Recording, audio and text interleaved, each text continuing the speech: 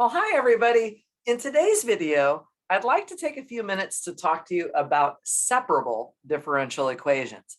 This is one of the first types of differential equations that people generally learn how to solve. It's fairly straightforward procedure, and it's specifically for first order differential equations. So we're talking about equations that have the highest derivative, just being the first derivative. So I'm going to tell you what a separable differential equation is in this video, and then I'm going to show you how to solve a separable differential equation and do a few examples with you as well. So let me start with just the definition. I'll come up to my board here so that I can talk to you about separable differential equations. So here's the definition. A first order differential equation is separable. Okay, we're going to define what a separable first order differential equation is if it can be written in the form, okay, and here it is. P of y times dy over dx equals q of x. P of y is just some function of y, some expression with y's in it. Q of x is just some function of x, an expression that has x's in it. And we see the first derivative of y expressed here as dy over dx. Now, one of the reasons that this is called separable, the main reason why we call it a separable differential equation, is that we can separate the x's from the y's. We can put all of the x's on one side of the equation and all of the y's on the other side. You see, if I simply move the dx over to the right-hand side, here is my separated differential equation. P of y dy equals q of x dx. And the idea now is that to solve this differential equation, which is separable, in order to solve this, all we have to do is integrate both sides. Integrate both sides.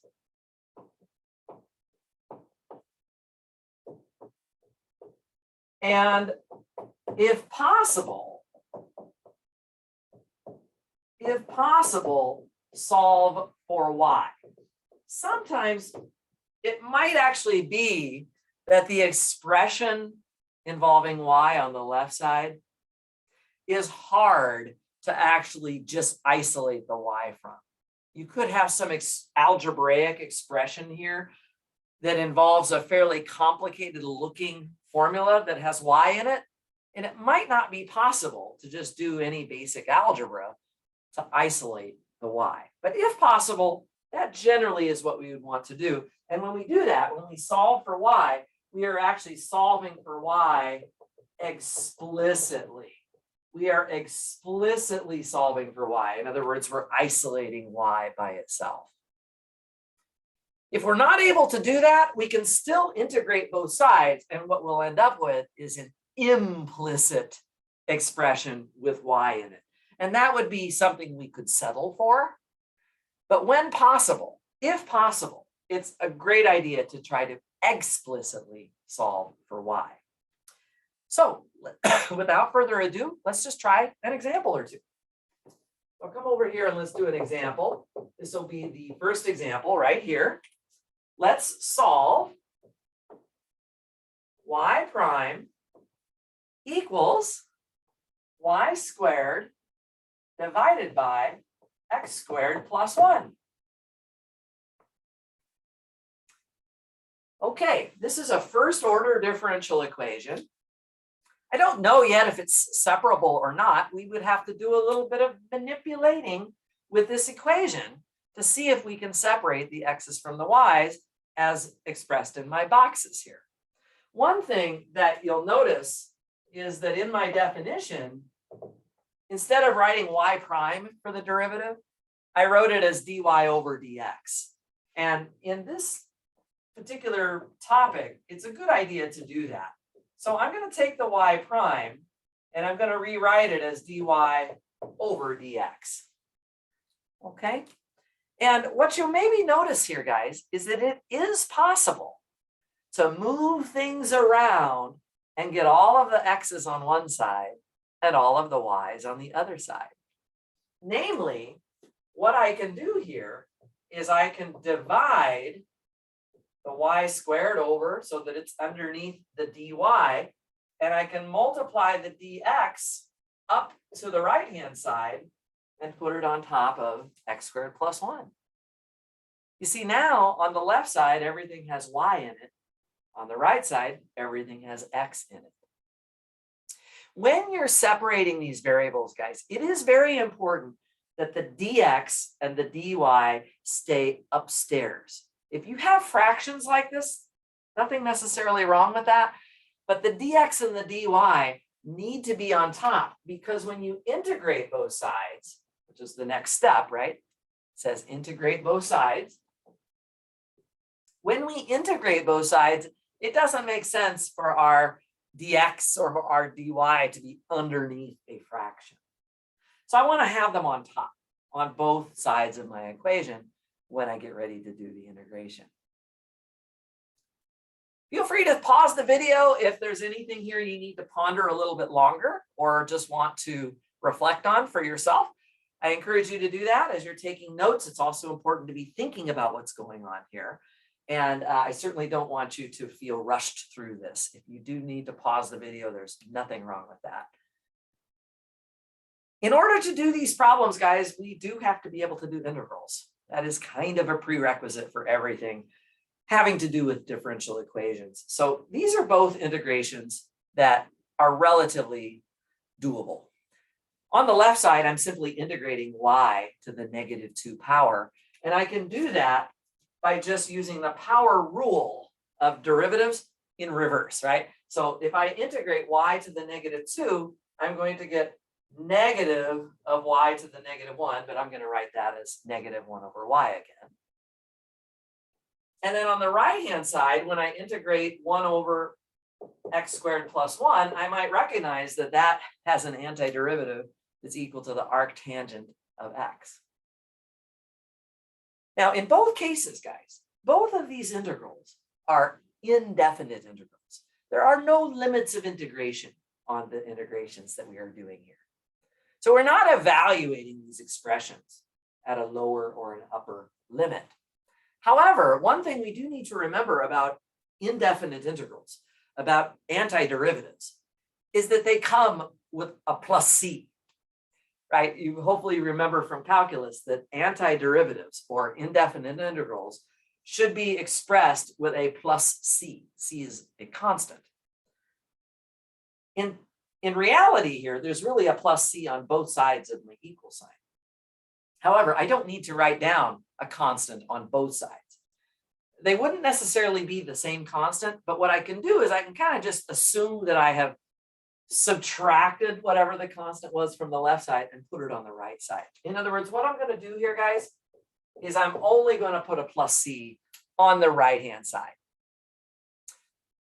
Technically, there's also a constant associated with the left side, but whatever that constant is can be subtracted over and lumped together with one single constant on the right side. And that's what I'm doing here. Once I've done that, it says over there that if possible, I should solve explicitly for y. In this case, I can be pretty confident that I can do it. I need to get rid of the minus sign, and I need to take a reciprocal. If I do those two things, which I can kind of do in one step, I should end up with a -1 divided by the arctangent of x plus c. And this would be, if you remember from some of my other videos, this would be considered the general solution for y. As always, if there was an initial condition, we could now use that initial condition to solve for C, that constant of integration, right? But it's not surprising that there is that constant in the general solution. But for a particular solution, if we had an initial value problem, we could actually solve for C right here. I hope this example makes sense. This is just the first example. I just wanted to start with something that's relatively short to write it down. This is a separable differential equation. Okay, I'm going to do another problem. And in fact, this one, the next one that I'm going to do really is an initial value problem. So let me come back up. I'll give myself the left side here of my board to do a second example. So example number 2. On this example, we're going to solve the following. Solve 1 minus x squared, that quantity, times y prime, plus xy equals 4x. But then over on the side, I'm going to give you an initial value. The initial value is y of 0 equals 8. So when we solve this differential equation, we actually will come up with a particular solution. Yeah, the C that you often get in the general solution, we should be able to solve for the value of C and write down a specific particular solution to this differential equation. Now, sometimes a differential equation can be separable, but it might not be obvious at the beginning that it is. This is an example of that. You see, I have x's and y's kind of mixed together, and it can be a little bit uncertain whether I'm going to be able to isolate all of the x's onto one side and all of the y's onto the other side. All we can do is try. We have algebra. We have our skills, hopefully, with manipulating equations that we can try to use to see if we can possibly get this thing separated. So for the solution, I'm going to take baby steps with this. I'm not going to go too fast. I am going to change my y prime to dy over dx again, because when we're talking about the separable differential equations, it's nice to have it written, the derivative to be written with the dy and the dx in it. And the key thing to notice here is that there's an x right here and right here. And if we actually just simply subtract the xy to the right side, we can get a factored expression going. Namely, if I factor the x out and move the rest of those terms to the right side, this is what I'm going to end up with. X times 4 minus y. Notice that I'm not doing anything with the initial condition yet. We always save that for the end, right? That's always the end of the process. So I'm going to just kind of keep this in mind. I have to remember to go back at the very end and solve for the constant, which is how you solve the initial value problem. But for right now, I'm focusing more on the actual differential equation and trying to get it separated. Well, at this point, I can see again that by moving things around between the left and the right side, by multiplying and dividing, I can separate this expression. Namely, I can move this 4 minus y under the dy on the left side. And then I can keep the x on the right side, but I'm going to divide it by 1 minus x squared. And then I pull the dx up to the right-hand side as well. Okay. So again, if this is a little quick, you're certainly welcome to pause the video. Make sure you get these notes written down well. All of the y's have been manipulated to the left side. All of the x's to the right side. That is a telltale sign of a separable differential equation. And so we now want to solve it by integrating both sides. That's the next step. I'll throw an integral sign in front of here. And both of these integrals can be done with u substitutions. I might point out that we can, before we actually do the integrals here, this is not a necessary step, but it will make the u substitutions a little simpler, which is that I'm just going to throw a minus sign onto both denominators. Whatever I do to one side of the equation, as long as I do it on the other side as well, everything should be fine. So I'm going to take 4 minus y and write it as y minus 4 at the same time that I take 1 minus x squared and write it as x squared minus 1. And so this is what we are looking at. Okay. So on the left side, when I do the integration on the left side, I can just use a u substitution, right? If I simply let u equal y minus 4 on the left side, then we basically are just integrating 1 over u. And hopefully we remember from calculus that the integral of 1 over u is the natural log of the absolute value of u. So we get the ln of absolute y minus 4 right now. And on the right-hand side, I'm also going to do a u substitution. And this time I'm going to do, again, the denominator, x squared minus 1. Okay, so on the right-hand side, I'm going to make the denominator u. Now, the derivative of that is actually 2x dx. You'll notice that in my integration, I only have an x dx. So I do have to fudge a factor of 2 in there, which costs me a 1/2 out in front, right? However, that leaves me with the integral of du over u, and I get another natural logarithm on the right-hand side. I'm going to put my plus c on the right-hand side, just like I did on the last example. There is really technically a constant on the left side and on the right side, but I'm going to lump the constants onto the right side.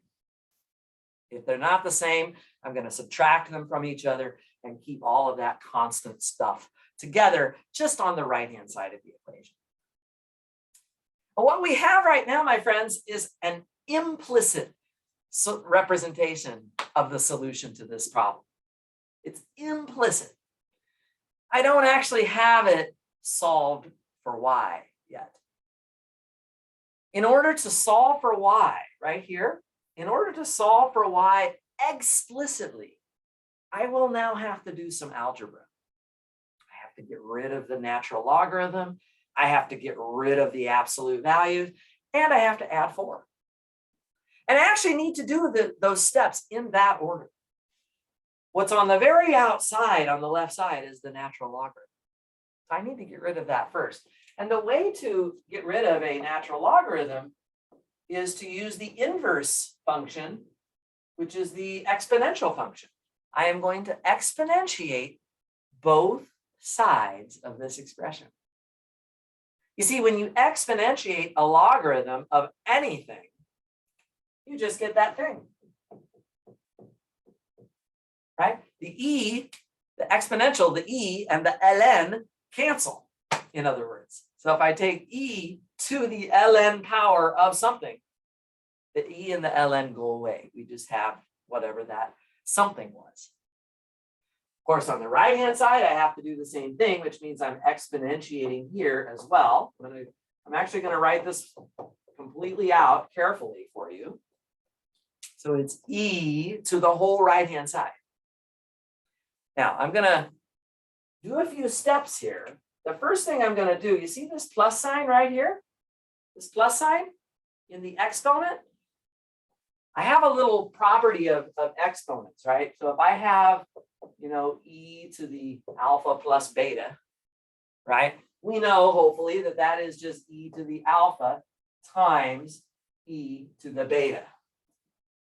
And so what I can do is I can take advantage of that here, and I'm going to actually put the e to the c first. And that gets multiplied by e to the 1/2 of absolute value of x squared minus 1. So we end up turning this exponential of a sum into a product of two exponentials. Now c is just a constant. Right? C is just a constant. When we did this integration, we had this plus c right here that shows up as a constant. So if c is a constant, then e, which is just what, 2.718 or something, right? If I raise that to c, it's just another constant. it's not necessarily the same constant, so I don't want to call it C again, but I am actually just going to call that C1. It's just another constant. Okay. On the other hand, with this second factor, the E and the ln, I see those together again. I'd like to cancel them, but there is a 1/2 in front of this. And we can't get around that quite as easily as we might like. The E and the ln, in order to cancel them, that 1/2 cannot be in the way. Now, luckily, there is a property that if you take the ln of, let's just say, z to a power, right? This property tells us that we can pull the p down and multiply it by the ln of c. So if there's a coefficient in front of my logarithm expression, I can put it upstairs as an exponent of whatever was inside of the logarithm. And that's what I'm going to do right here, guys. I'm going to leave the e the way it was, but I'm going to take the ln of absolute x squared minus 1 to the 1/2 power right now. Okay.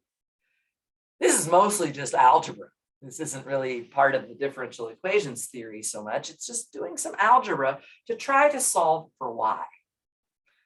Now, this can be written. I'll leave the C1 in front again.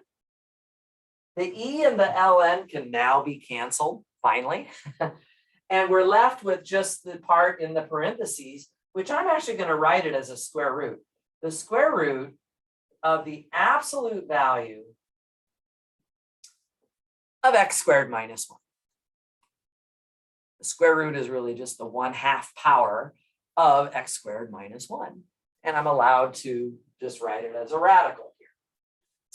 Okay, so that has already taken us a little bit of work, but we did get rid of the ln that was on the left side originally. Now, the next step is that I have to get rid of the absolute value bars. Well, if I tell you that the absolute value of y minus 4 is equal to something, doesn't that mean that if we just looked at y minus 4 by itself, that you would have a plus or a minus on whatever that was? So in this case, C1 times the square root of the absolute value of x squared minus 1. I'm going to put that plus or minus in there. That's what we get when we remove absolute value bars. You know, for example, if the absolute value of w is equal to 9, then when I remove those absolute value bars, doesn't that just mean that w is plus or minus 9, right? So removing absolute value bars, we can do it. It costs us a plus or minus. All right. Now, when I look at my C1, which is a constant, and now I'm saying, well, it might be plus or it might be minus of that. Either way, it's a constant again. So what I can do if I want, this is just a neat little simplification, is I can say, look, plus or minus of C1 is just some other constant. It might be C1 again, or it might be negative of C1, but for sure, it's still a constant. Let's just call it C2. Let's just call it C2. So this is just a new constant. Every time you're doing an algebraic step where the constant may change, we want to be careful to change that notation for our constant as we go along. We don't want to keep it the same, okay? And now finally, to solve for y explicitly, I just have to add the 4 to the other side of the equation. So here we go. This is the general solution. I'll get out of the way here in a second. This is the general solution to our differential equation. Good chance to sort of pause, reflect on this, make sure that all of the steps are clear. We had an implicit solution way back over here. But then through a series of algebraic steps, we were actually able to isolate the y. This is an explicit solution for y, and it's also called the general solution to the differential equation. Now I do have an initial condition. Don't forget about this. This comes at the very end. Y of 0 equals 8. We're going to use that right now to hopefully solve for the constant C2. So what this means is, I'll say here, use initial condition. What is going to happen is that when x is equal to 0, y should be equal to 8. So I'm going to put an 8 where I see the y, and I'm going to put a 0 where I see the x. Okay. Of course, what you have under this radical is really just 0 minus 1 with absolute value bars is a 1. Square root of 1 is 1. So this is actually just 4 plus C2. And now you can solve for that constant. It's just 8 minus 4, which is 4. And so that means that my particular solution, right, the solution to the initial value problem, this is often called a particular solution, it is going to be y equals, I go back to the general solution and I just put in what the constant was. C2 was equal to 4, so I just put that in there, and we have square root of absolute x squared minus 1. And there we go. That is the particular solution for y. Hoping that this is making sense. If there's questions, be sure to write those down. Be sure to get a hold of me and ask me about any questions that you may be having with this. I'm going to try one more example, and it relates to something from another one of my videos. I talked in one of my videos about something called Newton's law of cooling. And just to remind you about what it says, Newton's law of cooling is a differential equation that talks about the rate of change of the temperature of an object with respect to time. And it turns out that it is negatively proportional to the temperature difference between the object and the medium of the room. And I would now like to solve this for you because it turns out that it is separable. Newton's law of cooling is a first order differential equation that happens to be separable. Now, in this example, the variables are not x and y, like we've been seeing on the first couple of examples. Here, the two variables that we are separating are going to be the big T right here and the little t. Everything else is just a constant, right? K is a constant, T sub m is a constant. Those are just constants. But the big T and the little t, those are the variables that we want to separate onto opposite sides of the equation. So what I can do is I can put all of the big T parts on the left side. We just have to be careful with the algebra. T minus T sub m, that entire expression gets moved over to the denominator on the left side. T minus T sub m right down here. And then on the right side, I'm going to just go ahead and keep this negative constant, and I put the little dt there, the d little t. All of the big T's are on the left. All of the little t's are on the right. Great, it's separated. I can now integrate both sides. Okay. Can we go a little faster through this one? It's very similar to our previous example, but we have to integrate both sides. On the left side, we again would use a u substitution and write that as the natural logarithm of t minus tm with absolute value bars. Okay. On the right-hand side, when I integrate negative of a constant, of course, I just pick up a t, and then don't forget that plus c again. But I'm going to keep that on the right-hand side. So here's your implicit solution to your Newton's law of cooling differential equation. The implicit solution. I'm going to want to get big T by itself again. Right? So what I'm going to do is, once again, exponentiate. It's just a little bit of extra algebra that comes into this, but I'm going to exponentiate on both sides. When I do it on the left side, I will exactly cancel out the logarithm.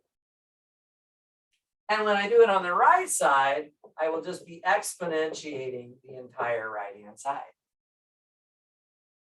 Okay, and this can be written e to the c. Okay, just like over here, guys, the e to the c turns into a c1. And then we have times e to the rest of it, which in this case is e to the minus kt. Okay, come back over here and we'll finish this up. Feel free to put this on hold, take a quick pause if you need to. I am going a slightly bit faster on this example. But the idea now is I'm going to remove those absolute value bars. So coming over here, right? When I remove those absolute value bars, it costs me a plus or a minus. So this will become plus or minus C1 e to the negative kt. And I'm going to think of plus or minus C1 as C2.